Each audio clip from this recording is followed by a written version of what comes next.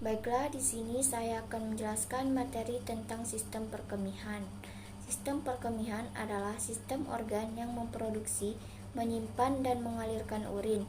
Pada manusia, sistem ini terdiri dari dua ginjal, dua ureter, kandung kemih, dua otot sphincter, dan uretra. Di sini saya akan menjelaskan tentang ginjal atau renal. Kedudukan ginjal terletak di bagian belakang dari cavum abdominalis, di belakang peritoneum, pada kedua sisi vertebra lumbalis 3, dan melekat langsung pada dinding abdomen. Bentuknya seperti biji buah kacang merah atau karaercis. Jumlahnya ada 2 buah, kiri dan kanan. Ginjal kiri lebih besar daripada ginjal kanan. Pada orang dewasa, berat ginjal 200 gram, dan pada umumnya ginjal laki-laki lebih panjang daripada ginjal wanita. Satuan struktural yang fungsional ginjal yang terkecil disebut nefron. Tiap-tiap nefron terdiri atas komponen vaskular dan tubular. Komponen vaskular terdiri atas pembuluh-pembuluh darah, yaitu glomerulus dan kapiler beritubular yang mengitari tubuli.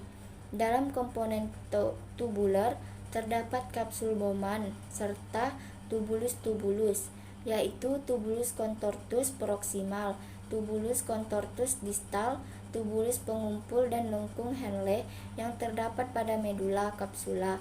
Bowman terdiri atas lapisan parietal atau luar berbentuk gepeng dan lapis visceral atau langsung membungkus kapiler glomerulus yang bentuknya besar dengan banyak juluran mirip jari disebut podosit atau sel berkaki, atau pedikel yang memeluk kapiler secara teratur, sehingga celah-celah antara pedikel itu sangat teratur. Kapsula Bowman bersama glomerulus disebut corpuscle renal. Bagian tubulus yang keluar dari corpuscle renal disebut dengan tubulus contortus proximal karena jalannya yang berbelok-belok, kemudian menjadi saluran yang lurus yang semula tebal kemudian menjadi tipis, disebut ansa Henle atau lobe of Henle karena membuat lekungan tajam berbalik kembali ke corpuscle renal asal, kemudian berlanjut sebagai tubulus contortus distal.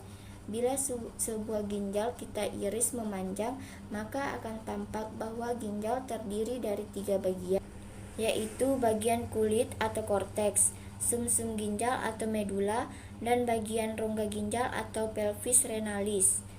Kulit ginjal atau korteks. Pada kulit ginjal terdapat bagian yang bertugas melaksanakan penyaringan darah yang disebut nefron. Pada tempat penyaringan darah ini banyak mengandung kapiler. Kapiler darah yang tersusun atas bergumpal-gumpal disebut glomerulus. Yang kedua, sumsum ginjal atau medula. Sumsum ginjal terdiri dari beberapa badan berbentuk kerucut yang disebut piramid renal.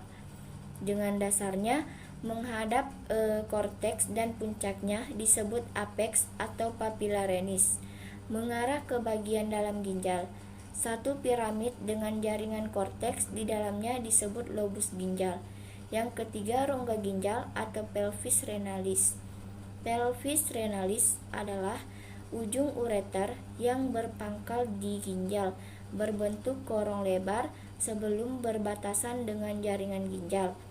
Pelvis renalis bercabang 2 atau 3, disebut calyx mayor, yang masing-masing bercabang membentuk beberapa calyx minor yang langsung menutupi papilla renis dari piramid.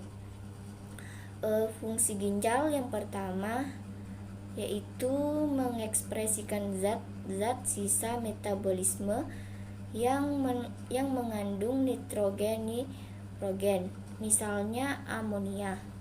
Yang kedua, mengekspresikan zat-zat yang jumlahnya berlebihan, misalnya gula dan vitamin, dan berbahaya atau misalnya obat-obatan, bakteri, dan zat warna.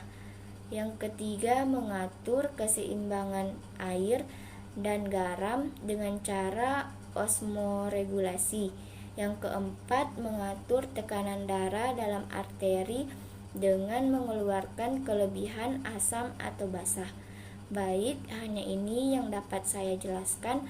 Lebih dan kurang mohon dimaafkan. Wassalamualaikum warahmatullahi wabarakatuh.